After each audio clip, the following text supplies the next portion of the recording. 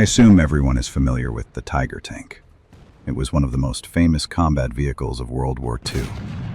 Its fearsome firepower, thick armor, and battlefield results made it legendary. But fewer have heard of one of the Tiger's most peculiar and heaviest variants. This is the Sturmtiger, a vehicle that was not designed for frontal tank battles, but for demolition of cities, destruction of fortified positions, and targets where conventional artillery proved insufficient. It was essentially a self-propelled rocket launcher, which fired 380mm, 15-inch explosive warheads. Its impact was devastating, and yet, only a few were built. Many believe this technological marvel could have been decisive had it been deployed timely and in large numbers. Yet, it might have caused more harm than benefit. So, what is the story behind the Sturmtiger?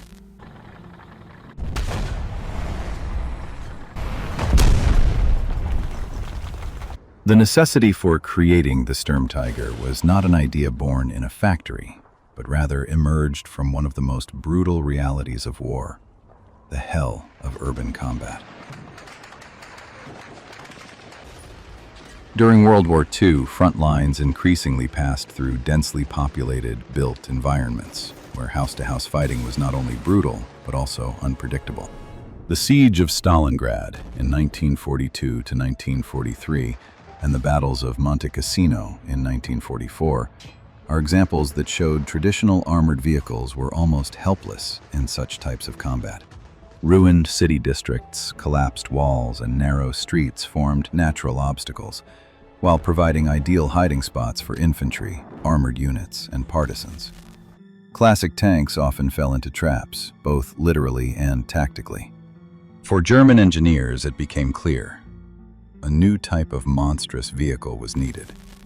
A vehicle that could break through not just walls, but even entire buildings.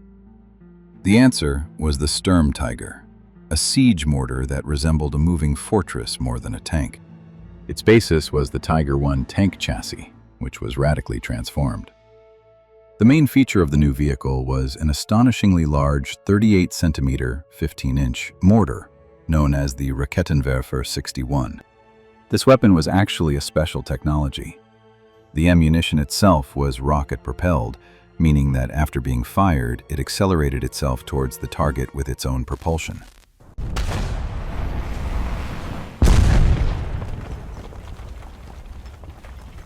It wasn't a rocket launcher in the classic sense.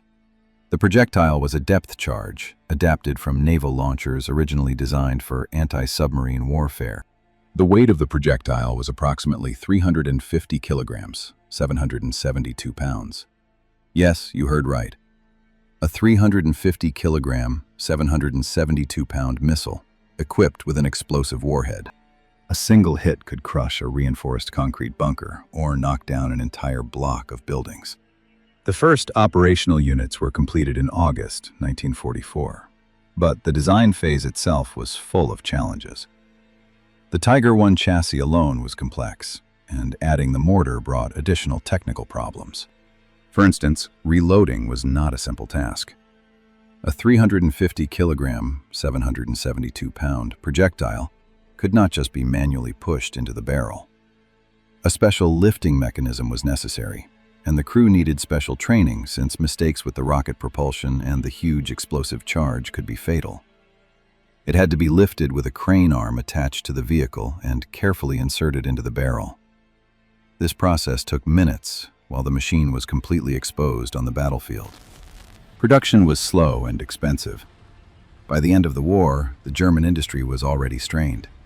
And although this machine was capable of unprecedented destruction, in reality, its full power was rarely utilized. It was cumbersome, slow, and plagued with technical problems. But when it worked, it devastated everything in its path.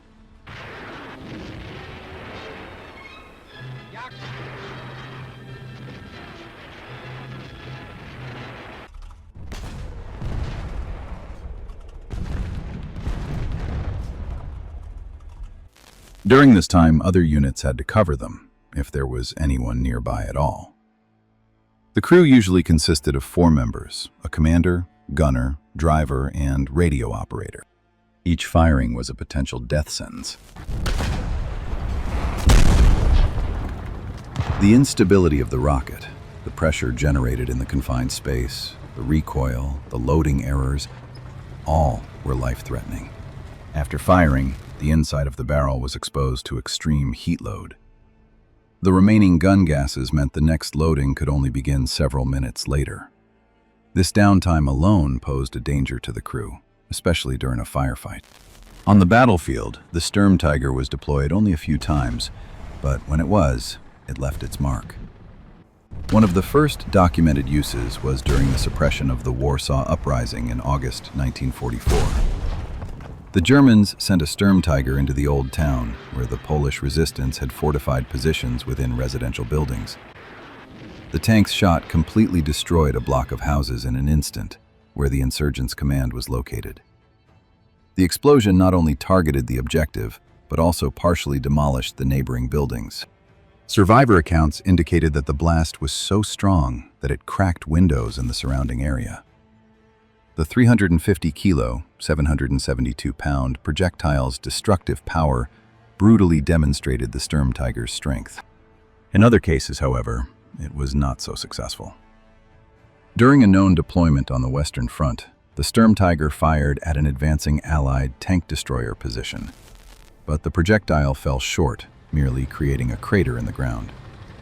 The enemy immediately opened fire in response, and the vehicle was forced to retreat without being able to fire any more shots. The Sturmtiger was a monstrous machine, but far from perfect.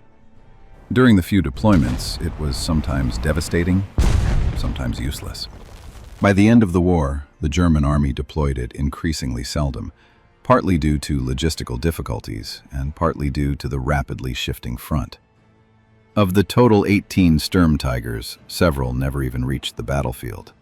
After the war, only a few examples remained. As a reminder that raw force is not always sufficient in war. The commissioning and maintenance of the Sturmtiger were extremely costly and time-consuming. During campaigns, the vehicles often struggled with technical malfunctions, especially in heavy and difficult terrain. Due to the low production numbers and technical issues, the Sturmtiger never became the strategic turning point that the Germans had counted on at this stage of the war. Towards the end of the war, as the Allied forces increasingly pressed on Germany, the use of Sturmtigers became more and more questionable. Many vehicles were simply abandoned or destroyed as units retreated because their transport was cumbersome and they did not fit into the increasingly mobile war tactics. The Sturmtiger was one of the strangest and arguably least effective military technology solutions during World War II. It was simply too complicated, and in the last years of the war, the German army could not afford to waste its resources on a tank, of which only a few were made, and whose maintenance was expensive and operation unreliable. Loading the rockets was a slow, dangerous process, and each projectile represented a huge cost, while they could only be used limitedly in real combat situations. However, its actual military utility remained limited, and by the end of the war, the Sturmtiger proved to be more of a costly luxury toy than a battle-changing miracle tool. Today, the Sturmtiger is considered one of the most unusual and least known German combat vehicles in the chronicles of World War II military technology. Few specimens have survived, making them prominent in military technology museums around the world due to their rarity. These behemoths can serve as a lesson that excessive technical complexity does not necessarily correlate with battlefield effectiveness. What do you think about this tank? Was the time and energy invested in its development worth it? Or was it too complicated and expensive to waste resources on? Speaking of giant tanks, have you heard about the Russian refrigerator, also known as the KV-2?